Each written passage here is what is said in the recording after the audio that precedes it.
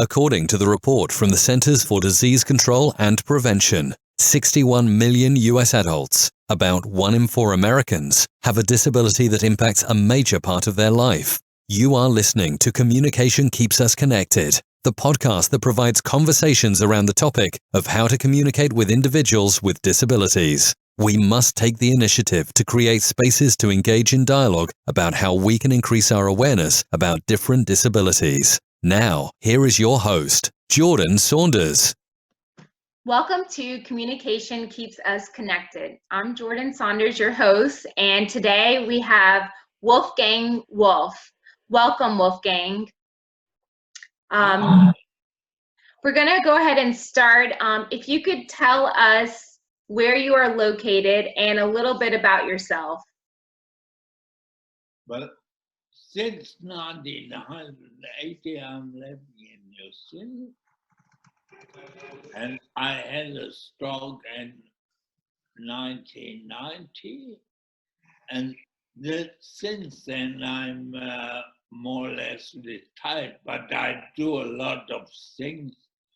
I've studied and I work as a counselor and mentor, and I do talks, and I give guest lectures, and I run a charity. So I'm doing quite a few things, but everything only part-time. Nice. So you have a variety of different things that you're doing. It sounds like, and I've just read so much about you, and you're very active within the community, and I've gotten a lot of great resources off of your website and listened to some of your talks. So I look forward to you sharing all of your information at the end of this podcast so that others can get that information as well. So you describe your experience when you had your stroke as falling. Can you explain more about that?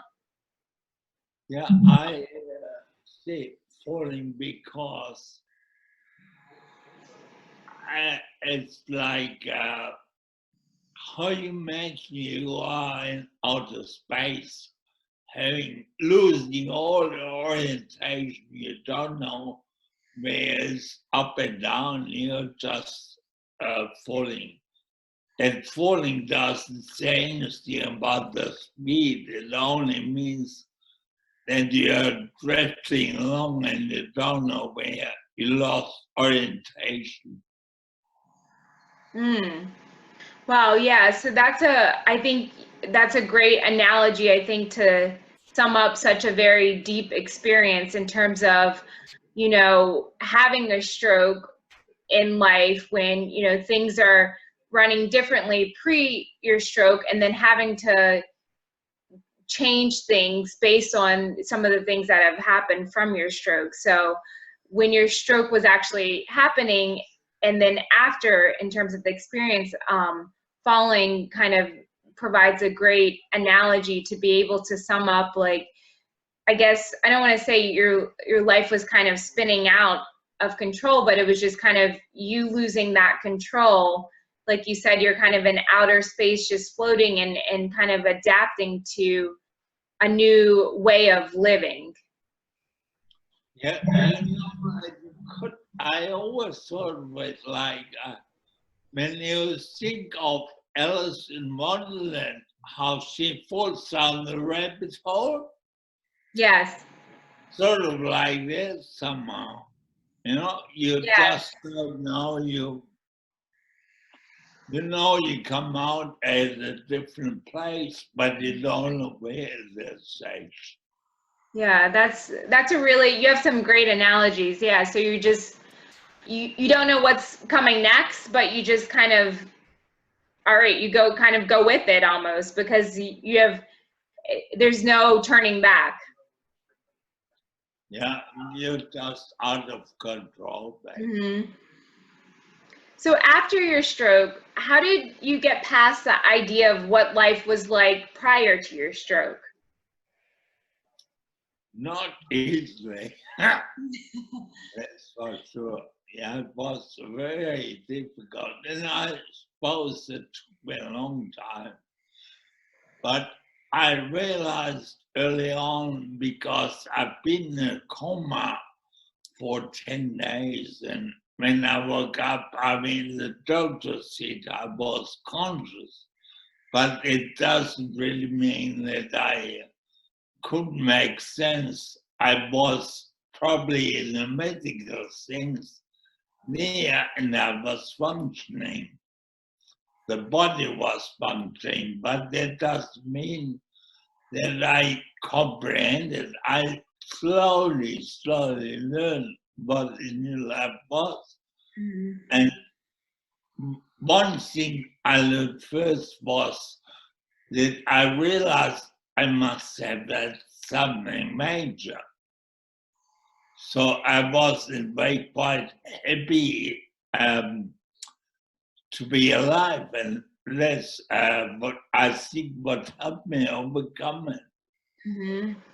So you did remember exactly what life was like prior to your stroke when you came out of your coma. It wasn't like you forgot, like it wasn't like you were waking up not remembering anything. It's like you knew exactly what happened prior to Yeah, your stroke. yeah, Okay. I know what happened. Hmm. So yeah, I'm sure I can only imagine how difficult that must be, just waking up and just kind of trying to kind of process this new way of living. Yeah, I mean, at that stage in hospital, there was really no thought about the future. I mean, all I was happy to be alive. Hmm. So I know we talked about you're really active in the community, and so as a mentor who works with other stroke victims, what do you find the number one difficulty that others are facing? Basically, acceptance, you know, uh, the ability to not look back but look forward. Mm. You know, basically forget about the previous life and go for the future, build a new life. Yeah. That's the main problem most people have. Yeah, and I used the word, I said stroke victims, but would you even refer to it as stroke victims? What kind of language do you usually use? Because No, normally we say stroke survivor. survivors, yeah, I like that. I like that a lot better because it's almost like it's a different type of terminology.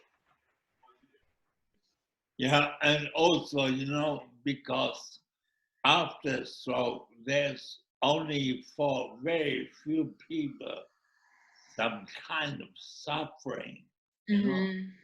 So there are some people that are in pain or no, but a lot of the suffering is not self-inflicted, but it's psychological. It's a reaction to things. Mm-hmm. It should be all right, more or less. Mm-hmm. So what do you think what is your why in the work that you do within your community? Oh, and then I just think you should always look after people if someone is not as such as you are in the moment for whatever reason. Mm-hmm. You should give them a hand.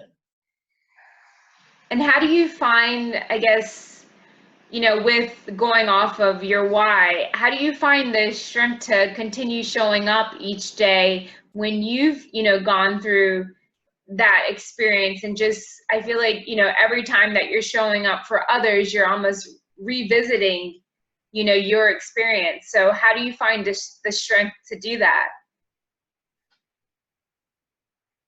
Yeah, I mean, it's really interesting. I'm member of several groups on Facebook or Mm-hmm. internet groups, and I feel that I have a lot to share in previous experience, you know, because many people who've had a stroke just recently, I read the questions there on Facebook. They ask, how long will it be until I get better? And this and that. And I smile because you can't say really.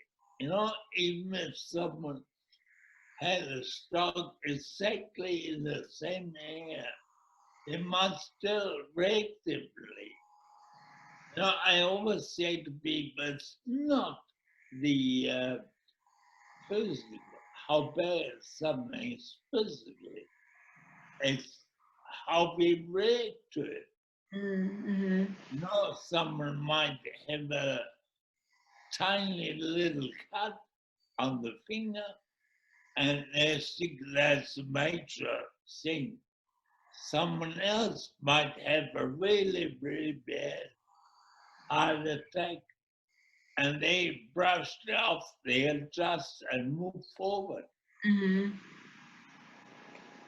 Yeah. So it's not the physical, it's the psychological impact, the way we react to it. Mm-hmm. That's interesting. Yeah, I think I mean, you're doing great work to be able to just continue, incorporating some of the questions too that you're seeing continuously posting within different groups and, kind of embedding it in the work that you're doing within the community and just, it seems like a lot of your strength too comes from just sharing your story. It's, powerful. It's very moving for others because sometimes it's nothing like having first person experience because people can relate and be able to say, hey, like for you, you were at not maybe the exact place that someone was, but maybe along the same lines, and just to have that support and group and network to be able to say, hey, it's going to be okay, but just to be able to have the support and put in the necessary resources and things like that to help with the process. I think that's really valuable. So what are your top 3 things that you want people to know when they're approaching you? Me personally? Yeah, you personally. Oh, me personally. But, I don't think they should think anything. It really shouldn't be as different as if they approaching you. That would be the ideal situation. I agree. Yeah, I think it's true. It's like, I think, I think that's good. You say, it's just the same as if you're approaching anyone else. Do you feel that's always the case though? Do you feel that? Oh, sorry. No, not at all. Because, I mean, obviously I'm in a wheelchair and that gives it away. I mean, the wheelchair in a way sets the tone of the conversation. You said being in a wheelchair sets the tone of the conversation? Yeah. So, there are so many things that are out of your control. You can try to make people feel comfortable, but I mean, the moment people see a wheelchair or see someone walking with a limp or whatever, there's so many thoughts attached, and they just demand exactly which way they think, which way the communication goes. Mm-hmm. Yeah. How do you think, I don't know, how do you think at some point down the line, those, I guess, it's not awkward moments, but to the other person on the other end, I think sometimes they do maybe feel awkward or don't know how to approach individuals that may be in wheelchairs or, may have differences.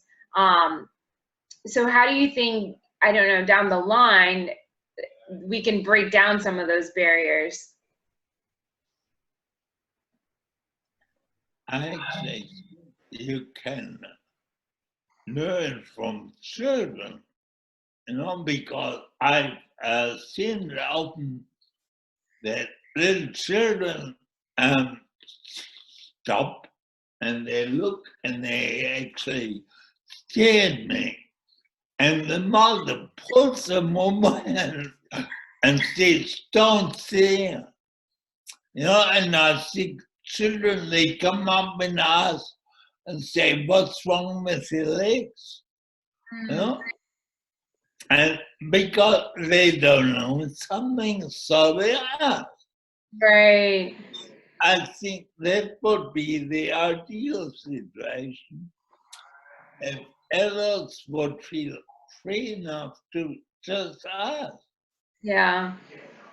Yeah, I think you broke it down just very straightforward and very clear. I think that is the thing. Like a lot of times as we become adults, we start to have fears or like have too many things going through our mind, like, oh, is it right to ask this person, or I don't think it's politically correct, or whatever it may be. But like, you're right, children are just so open and they just ask. Sometimes, yes, parents may be embarrassed or, oh no, we don't ask that in this, context. But you're right, sometimes it's just asking to increase, because asking opens the door to increase your knowledge on something that maybe you're unfamiliar about. So I think that's such a good statement that you provided, because I think that definitely would allow more conversations and to be able to, not feel as uncomfortable. And it would help to break down many of those preconceptions, what people think, what might be or might not be the case. Right, exactly.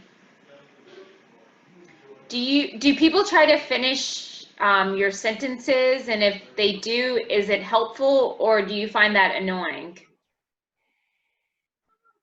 First, they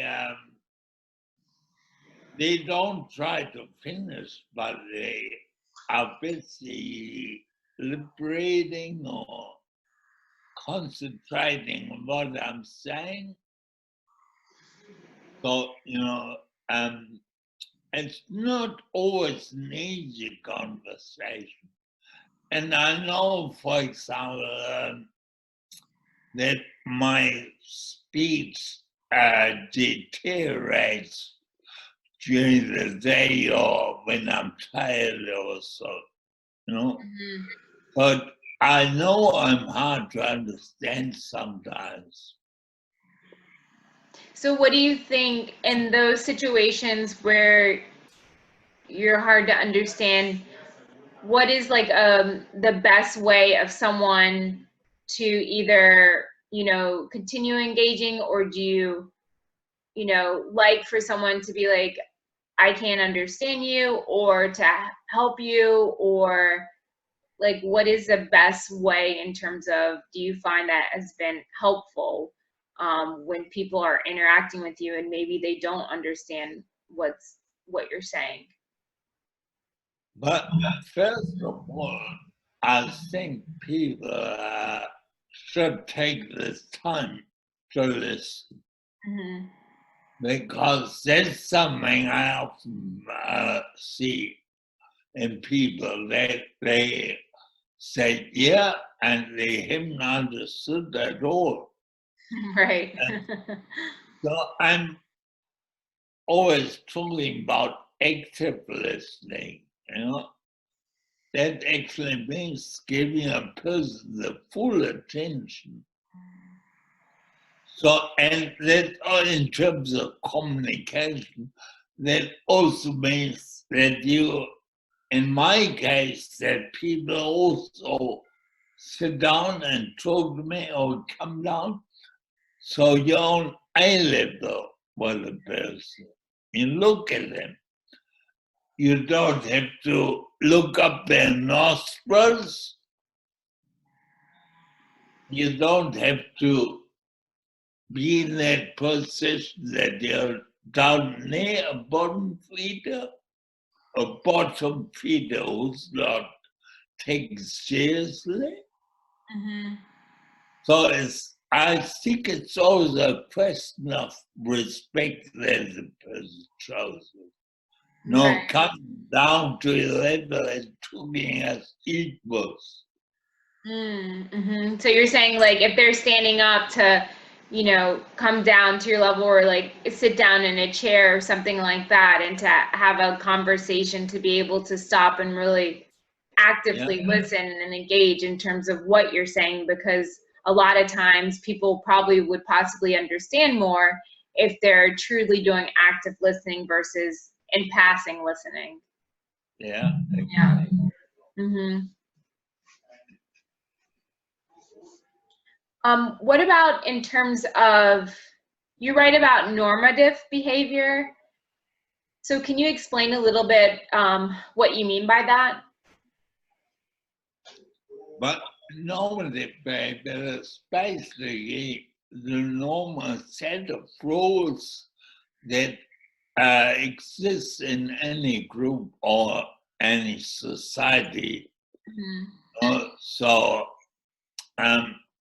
Whatever's expected from you to accept the morals and the rules within that part of society, within that group, that's the norm. That's how you are expected to behave like that. Mm-hmm. So you probably have heard the old saying, birds of a feather flock together. Yes. And that's exactly the normative part. Right. That these people are together and they expect a certain behavior. Mm-hmm. It might be religious groups of other parts of society, the disabled community, and so on.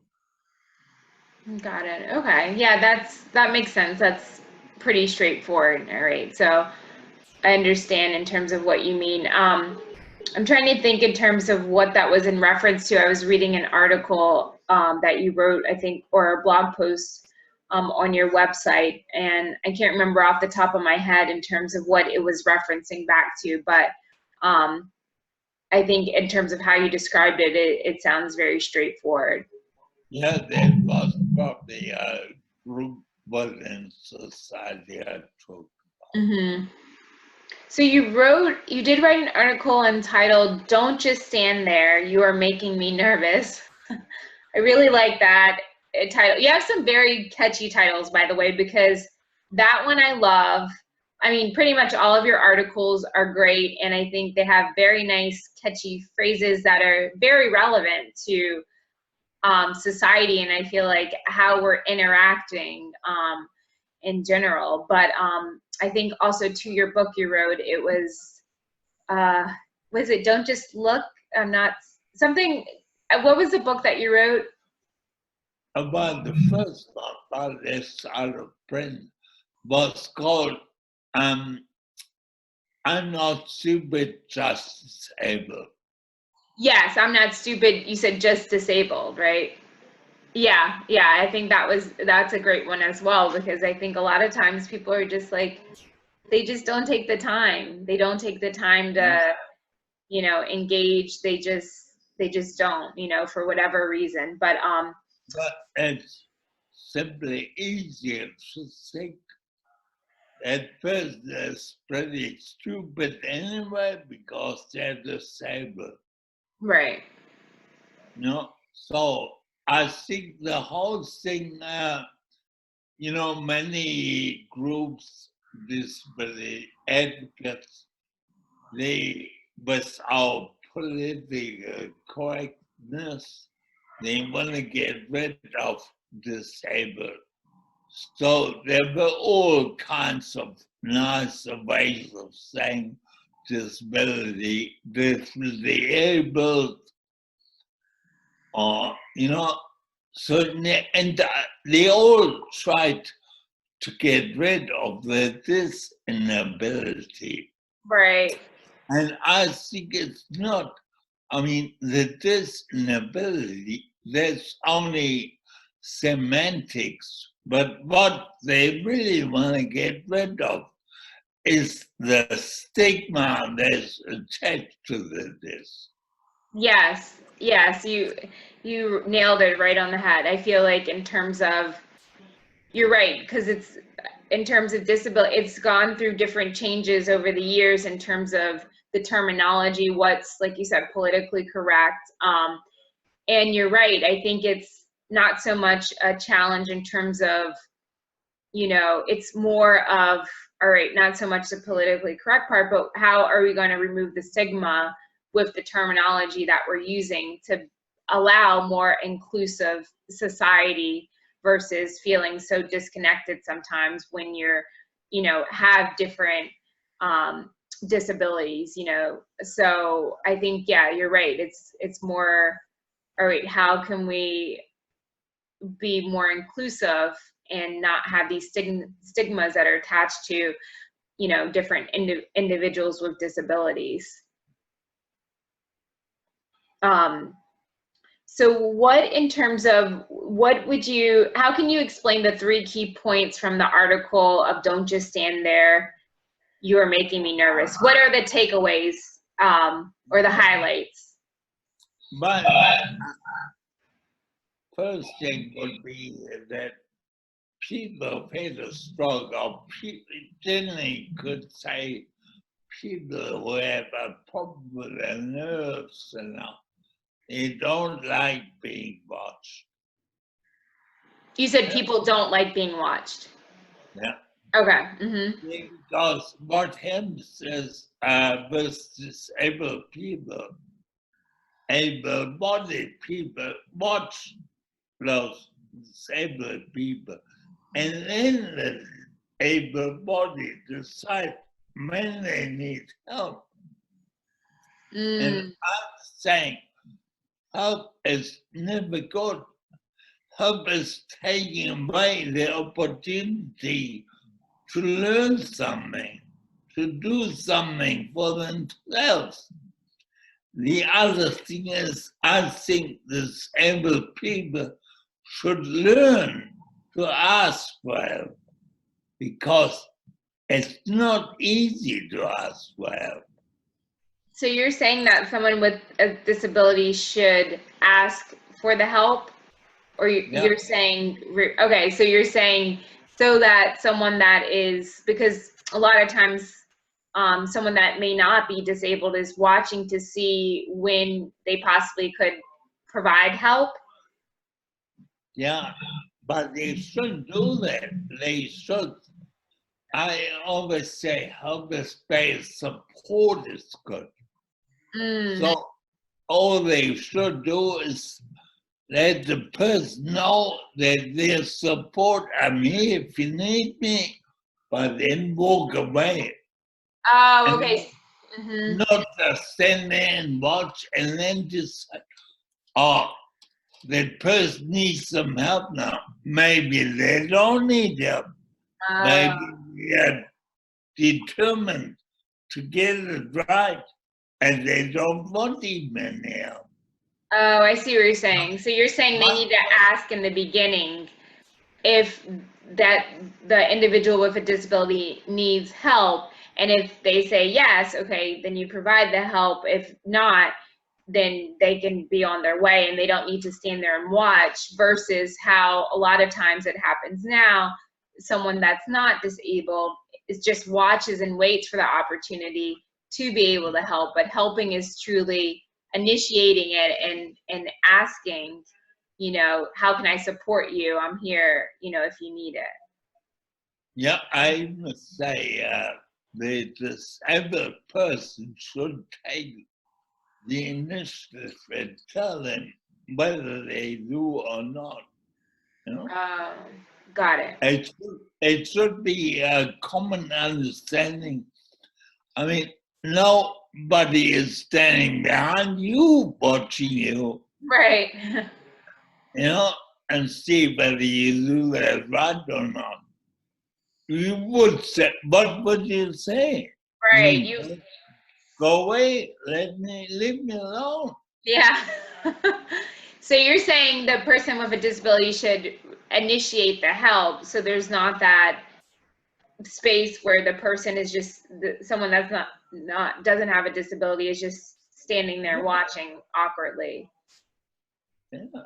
Okay, that's true, because we're not going to just stand there. You're right. You would ask, you would initiate it or whatnot. Yeah, I think no one likes being watched, actually. I mean, able-bodied or not, doesn't matter. I mean, if you sit at your desk and do something, there's someone standing behind you, you start feeling uncomfortable. Right. You ask the person, what do you want? Right. Yeah, you're going to be like, okay, you've been hovering over me for the past 5 minutes. Can I help you with something? You would be asking them if they need help. That's true. Yeah, that's so true. That's a really good takeaway. So what about, I think, I mean, and you may have already answered this just in the statement you said, but are there any other things that you would want people to know when they're communicating with you? No. Yeah, I feel like you've touched on a good amount of those things. So what do you like to do for fun? But obviously I'm limited with what I can do now. Mm-hmm. I like to watch movies a lot. Mm-hmm. I hear music sometimes. Because music used to be quite a big part of my life. And I used to play guitar, and I can't anymore. But I still got 2 guitars here. I already sold 2. And so it was quite a big part. It was very disappointing when I couldn't do that anymore. Mm-hmm. I couldn't play myself. So now I just listen occasionally. Mm-hmm. So in terms of in terms of movies, what's your favorite genre of movies? Probably thriller, crime. Crime? Okay. Got it. And occasionally some comics, but not stupid stuff. It has to be a bit. And then do you like listen, because I know you said you used to play the guitar, do you like listening to like live music or I don't go a lot to live music anymore because the problem is if you're in a wheelchair, you always look at bumps. you look what? You look at behinds. You look at behinds. You look at behinds because the view is lower, so you're not able to see the music artist. Yeah. And if there are 100 or so people here who want to see the band and you are just in between, Right. no chance. So only if you have front row seats is it worth it to go see the live music. There are concert halls that have seated only. There I go sometimes. But also because I live about It's not far. I see town, but it's cost me about 30 bucks, 25, 30 bucks to get in there. Mm. So that means, I mean, I live in a suburb. I've got everything I need here. Right. But to go into the city, that means a cup of coffee could cost me 50 bucks. Mm-hmm. Just from like going into the city, now do you drive into the city? No, I can't drive anymore. You can't. Okay. So typically if you wanted to, let's say, go grab a cup of coffee at like a nice cafe and I don't know, catch up with one of, if you like to read a book, how would you get like from your house to the city? Like, do you usually do public transportation or a cab? No, I use taxis. Tax. Okay. Yeah, and mainly I go to a shopping mall and go in a cafe and do some shopping, banking, things like that. Mm-hmm. And I go there because it's flat, because when I first had my wheelchair, I was more adventurous, but sometimes the footpaths are bad. So I flew out of the chair a few times, and since then I only go where it's really flat. Oh my gosh. Wow, interesting. So, wow, was anyone there like when you flew out of the chair? No, no. How did you get back in? Oh, I took my vitamin. You took your what? I took my but I managed. Oh, wow. Okay. Yeah. Wow. No, it's just that in general, it's not about things I like to do. It's about things I still can do. Mm-hmm. And that's the other thing that's most important, I think, for many stroke victims when they come home to do their stock taking. No, be really honest with themselves and decide what they still can do. You know, it's not what you like to do. It's only what you still can do. Yeah. Because there are so many things you can't do anymore, but you like. So what's the result? If you do that, you're frustrated. Mm-hmm. No, friends sometimes say to me, oh, I thought you liked that. And I always say, it's not what I like, it's what I can. Mm-hmm.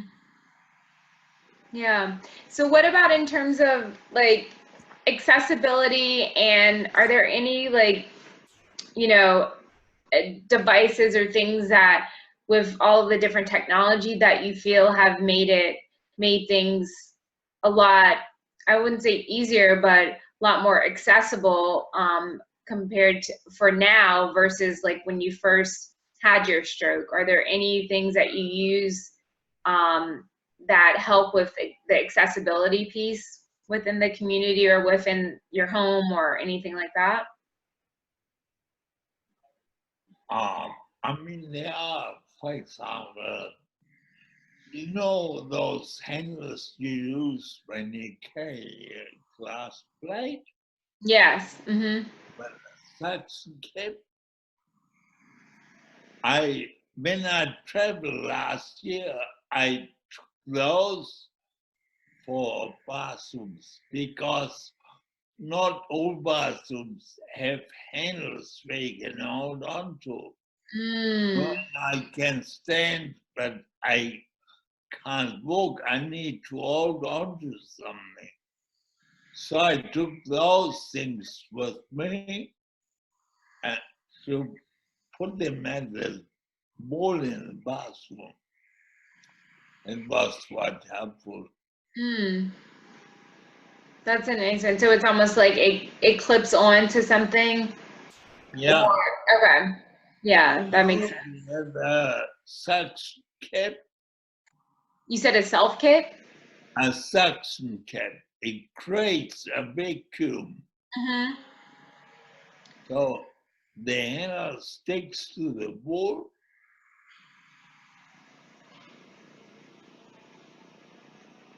And it's like, Yeah. it suctions into the wall? And have you ever seen people carrying a glass plate? A glass plate? Yeah. Yeah. And then also I've seen people like use some type of handle for groceries. No. Not like that? No. I'm gonna have to Google this thing. I'll send you a link. Yeah, send me the link because I'd be curious to see. I've seen, yeah, definitely send me a link. That sounds like it's very useful though too. But can you use that for things that are out of reach? Like if, let's say if you need to get something off the shelf, have you used that for that? No. Okay. Because now my bathroom is set up that I can move around in there. Mhm. So there are handles everywhere. Oh, I see. And I have my lounge room is quite big and everything's out the back, so I can move around with my wheelchair. Hmm. I've got wooden floors, so they are easy. There's no carpet, so it's easy to move on with the wheelchair. Yeah, that sounds like it would be easier than like having carpet or something like that. Mm-hmm. No, So- and have, for example, the toilet seat, because I can't control it very easy. So it's one of those soft closing lids. It goes down very slowly and things like that. But I think everyone basically has to work out what works best for them, you know? Mhm. Yeah, that's so true. Because there are obviously different requirements. Hmm. What about in terms of what motivates you and pushes you every day? The fact that I'm still alive. And I honestly think I have no, I owe it to other people. Just to be out there. For me personally, it's good. I don't want to waste any day. It's beautiful out there. Yeah. Yeah, that's so true. And what about this podcast is called Communication Keeps Us Connected. So how do you feel communication keeps society connected? I was wondering about that. Well, so this is like, so this is more within, the podcast is more within the disability space in terms of how can we engage more with individuals with disabilities to stay connected within the community, just, increasing awareness and things like that. So. The reason why I thought that is because I think communication is changing, with social media and so even language is changing. But the other thing I saw about, have you seen a website that I'm running? It's called Computers Against Isolation. Computers against what? Isolation. Isolate? Isolation. I don't think Like isolate, computers against isolate. computers against isolation. No, I haven't seen that. See, it's a charity, and what I do is I buy computers, X-rays, segments, and I give them for free to disabled people. Oh, so okay, so that's an organization that you're a part of. Well, I'm the only one. You're the only. Oh wait. So wait, you are the one that headed this organization. Yeah. Okay, so you're the you're the founder. Got it. Okay, so you provide computers to individuals with disabilities to help them communicate. Yeah. Wow. That was the idea. You know, originally I thought of a phaser, I thought people had a stroke, but then I thought it's old people, you know, all disabled people. Mm-hmm. Because what often happens, one of the big things in which someone gets unexpectedly disabled is financial hardship.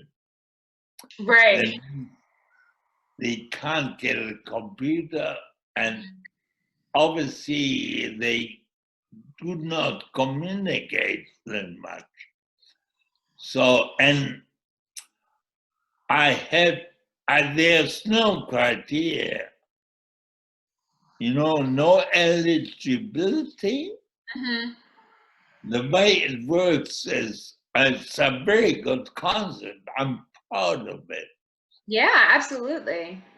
Because I give the computers away for free, but I ask the people, but not the disabled person, they have to get a social worker or community support person to apply, and I want them to get in touch with their local paper anywhere in New Zealand. I get in touch with the local paper and get them to write an article with a photograph of the disabled person. So that way, everyone wins. The disabled person, they like to see their photograph in the paper. The social worker has the opportunity to tell the reporter what they actually do in the community. The paper has a story, a community, a heartwarming community story, and I have the benefit that I can use that to write to companies and say, this is what we do.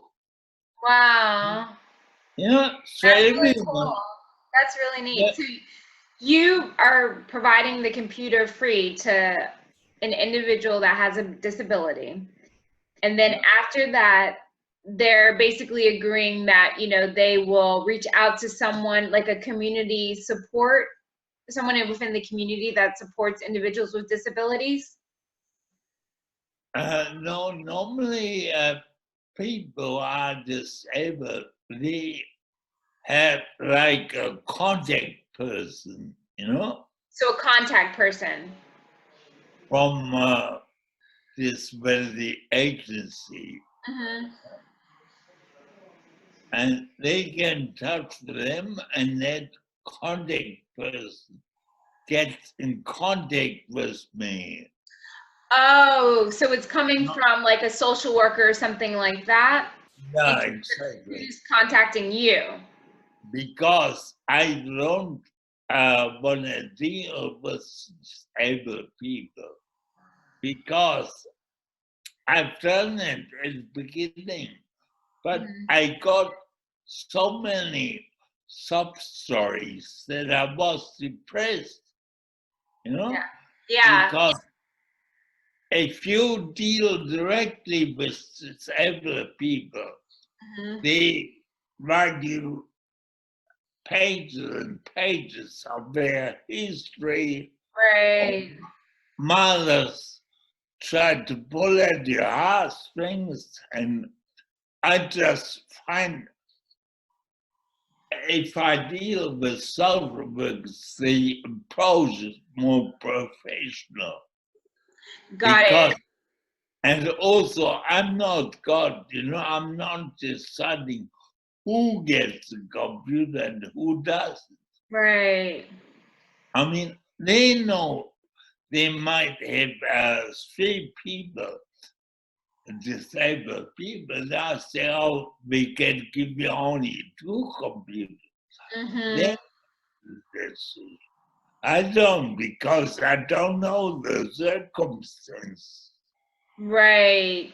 Nor do I want to know the circumstance of the individual, but the social work knows all 3 of them. So they have to make the decision. Right. So this streamlines the process so that you're not like the point, like the social worker is contacting you based Yeah. on, whatever the need is, and then for the computer specifically. And then after that, once the computer is distributed, then that the individual with disability is in contacting, maybe like a local newspaper or something like that to share their story. And then that's how the process works.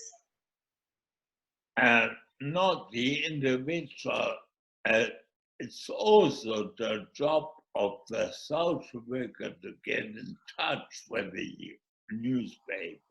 Okay, so the social worker is kind of the main point of contact. They're getting in touch with you initially for the computer, and then from there, once the computer is distributed, then the social worker is also getting in contact with the newspaper to kind of write up the article and get that published. Yeah, Awesome. whatever it is, we also had one guy, he's done a radio interview. Mm-hmm. He was in the radio station somewhere around country, Mm-hmm. and he's an interview. That Wow. was That's so cool. So just to see, I'm sure the stories of the lives that you're touching with, I mean, just in general with the lives you're touching within the community, but also too being able to provide a tangible resource like a computer to help individuals be able to have more accessibility within the disability community. That's great. So what other, you've told me about, that's a huge resource that you provide. Can you tell me other things that you do within the community and where people can stay up to date about, things that you're doing? I know you speak at a lot of different engagements. How can they stay abreast on that information?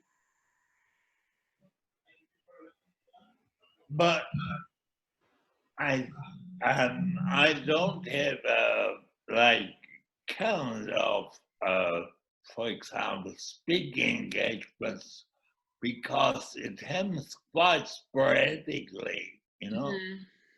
and I never know when. Like I just got an invitation from a stroke club where someone's going to, but they can't do anything now because you might have seen that I lost a tooth, and because I gone a couple of weeks to Thailand to get it fixed because it's expensive in this. Oh, okay, got it. So you were gone in Thailand. Yeah, so I haven't made any fixed appointments for this year because I didn't know when it's going to happen. But I know that I do, for example, later in the year, I do every year, I give about or 6 to 8 guest lectures here at UNITEC. And so one is to the Bachelor of Nursing class, and the other one is to social science class. Mm-hmm. And then what about your the website that you have with your different blog posts? I'm just changing it around because I've also got a website for the stroke mentor, Mm-hmm. and I'm now putting some of my blog articles on that page. Oh, I see. Mm-hmm. And then I got the conference speaker, and I've got the conference speaker, something else. I forgot now. Oh, no, it's okay. Well, you know, I'm going to include all of those links so that anyone that wants to keep up with you can stay abreast on what you're doing and, you know, all of the different things coming up. Maybe somewhere down the line, you'll, you know, have a calendar that way, you know, people can stay abreast on all of the amazing things that you're doing. You stay very busy, I know, and I'm so glad that we were able to meet up on this podcast and be able to get some insight from you, and you provided such great information that I know will be very useful. So I look forward to having you on again, and thank you so much, Wolfgang, for your time. Thank you.